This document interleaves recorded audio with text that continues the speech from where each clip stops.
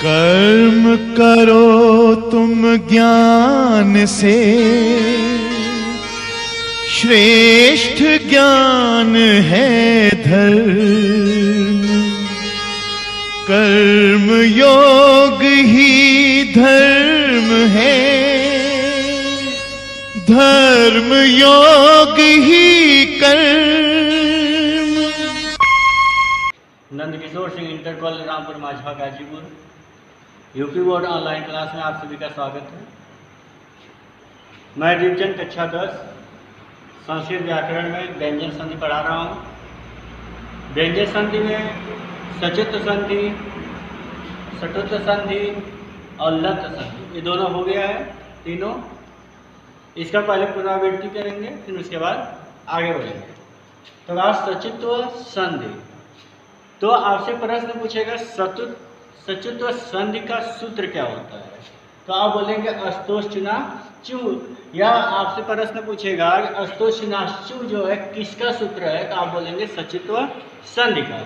तो सचित्व संधि का नियम क्या होता है, तो आप बोलेंगे स त थ द ध न के बाद अगर स च वर्ग में से कोई भी वर्ण आता है, तो आप अगर स के बाद इसमें से कोई वर्ण आता है तो स के स्थान पर श, त है तो च, थ के स्थान पर छ, द के स्थान पर ज, ध के स्थान पर झ और न के स्थान पर इया हो जाता है।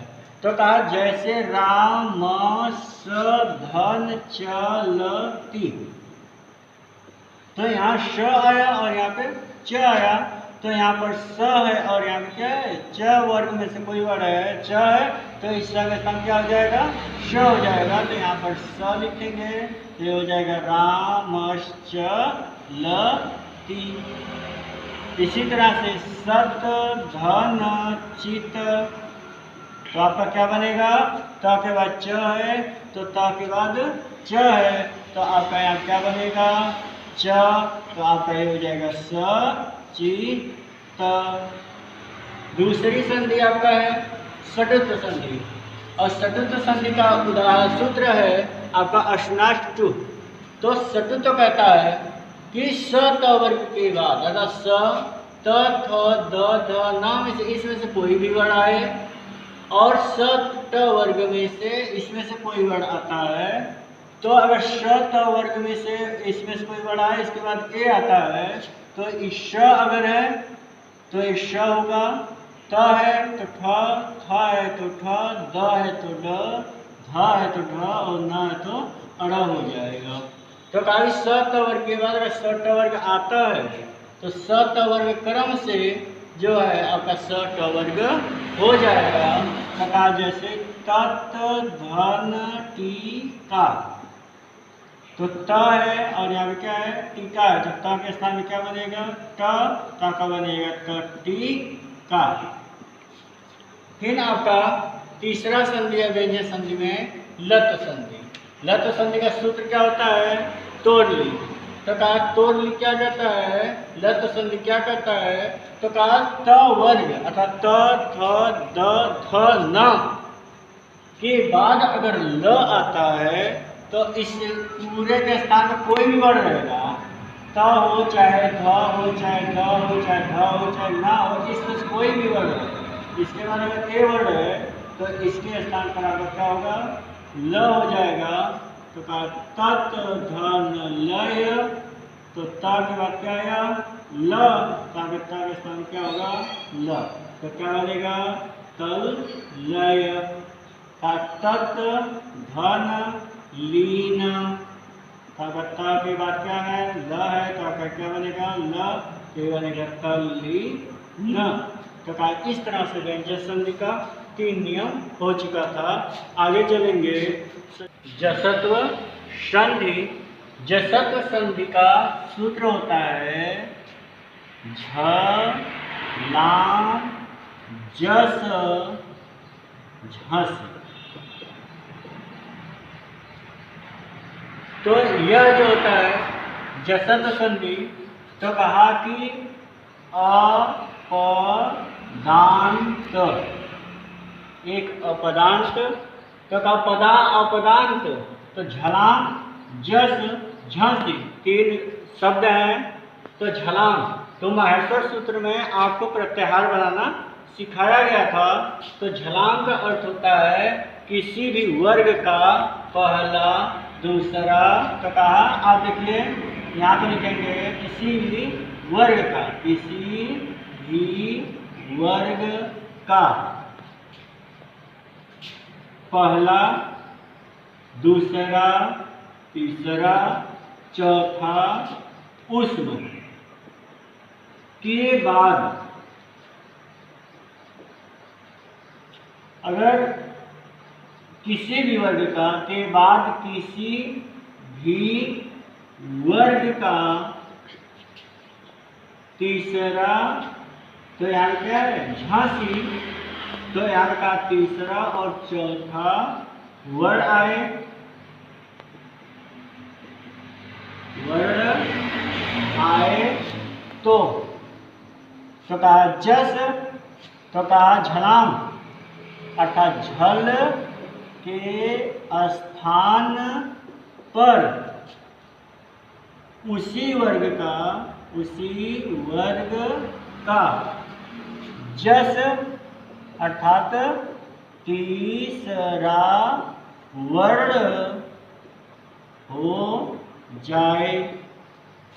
तो कहा कि जो झलाम जो झंसी है, नियम कहता है जसत और संधि का जो सूत्र होता है अपदांत का, वह होता है झलाम जस झांसी। यह कहता है किसी वर्ग का पहला दूसरा तीसरा चौथा और उष्म के बाद अगर किसी भी वर्ग का तीसरा चौथा वर्ण आए तो झल, अर्थात ये जो ये पहला दूसरा तीसरा और उष्म है, इसके स्थान पर इसी वर्ग का आपका क्या होगा जस अर्थात तीसरा वर्ण हो जाए। तो इसको इस तरह से देखेंगे कि इसी वर्ग के पहले दूसरे तीसरे चौथे के और उष्म के बाद अगर तीसरा चौथा वर्ण आता है तो इसके स्थान पर आपका जो है इसी वर्ग का आपका तीसरा वर्ण हो जाएगा। तो कहा जैसे कहा गु ध धन धी, तो अब गु ध लिखा हुआ है तो ध क्या है, तो कहा कि चौथा वर्ण है, तो यहाँ पे लिखेंगे त थ द ध, तो चौथा वर्ण आया आपका, फिर उसके बाद आया ध, तो ये आया द और ध, तो यहाँ पर आपका भी क्या है चौथा वर्ण। तो इस चौथे वर्ण के बाद जो है आपका यहाँ पे क्या आया चौथा वर्ण आया, तो इस चौथे वर्ण के स्थान पे ध का तीसरा वर्ण हो जाए, तो यहाँ पे ध का तीसरा वर्ण क्या है आपका द है, तो आप यहाँ पे क्या करेंगे ध है, तो आप यहाँ पे क्या करेंगे द, तो ये हो जाएगा गु और द है तो द धी, तो क्या बनेगा गु धी। इसी तरह से आपका मृ द ध धन ध, तो ध के स्थान क्या होगा आपका द होगा, तो आपका बनेगा मृ ध। इस तरह से आपका यह नियम बनेगा और ये उदाहरण। तो कहा जसत संधि कहता है अपदांत झलाम अर्थात झल के स्थान पर जस हो जाए झस परे रहने पर, अर्थात किसी भी वर्ग का पहला दूसरा तीसरा चौथा और उष्म के बाद किसी भी वर्ग का अगर तीसरा चौथा वर्ण आए तो झल अर्थात जो पहला दूसरा तीसरा चौथा नियम जो वर्ण है उसके स्थान पर जो वर्ण रहेगा उसी वर्ण का आपका तीसरा हो जाएगा।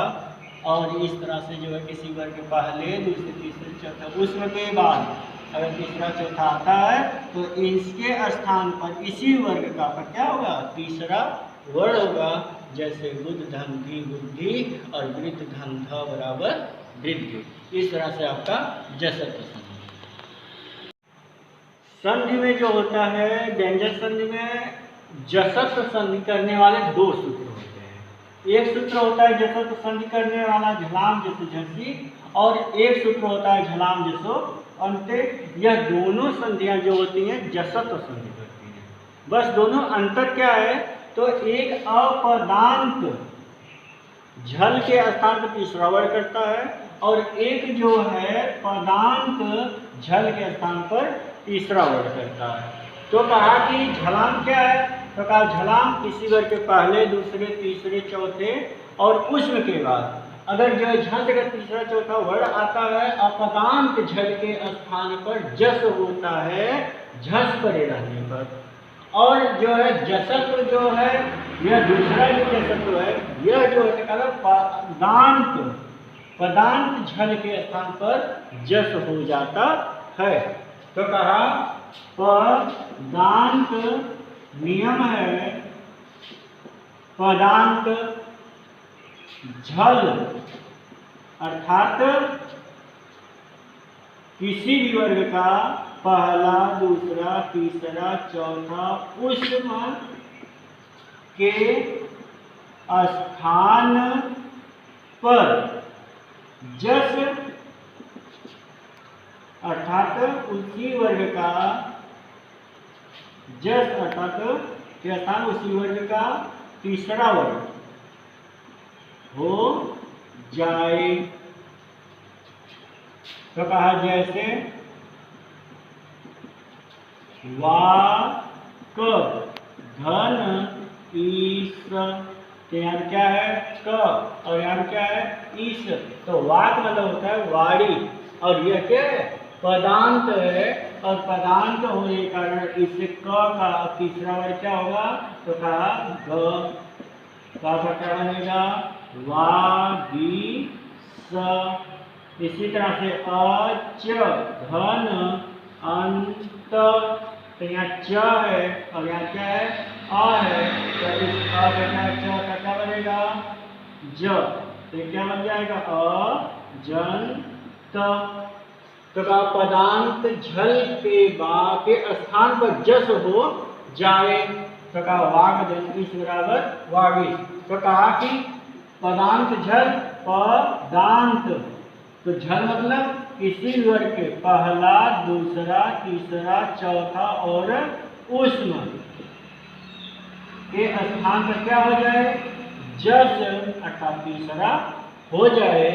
तो कहा जैसे वाक दंतीस, तो आपको इतने से मतलब इधर क्या है उससे मतलब नहीं रहेगा। तो यहाँ पे पदांत आ गया तो इसके स्थान पर भी क्या हो जाएगा तीसरा ही होगा। तो कहा कि जलाम जसत्व संधि का सूत्र क्या है? जलाम जसो अंते, अर्थात पदांत झल के स्थान पर जस हो जाए। जैसे वाक ध्वनि से बराबर वागी, अच धन अंत बराबर अजंत। इस तरह से व्यंजन संधि में दो सूत्र जसत्व संधि करने वाले हैं, और इसमें एक पदांत का करता है और एक अपदांत का करता है। अब अगला सूत्र है खरी अर्थात चरत्व संधि।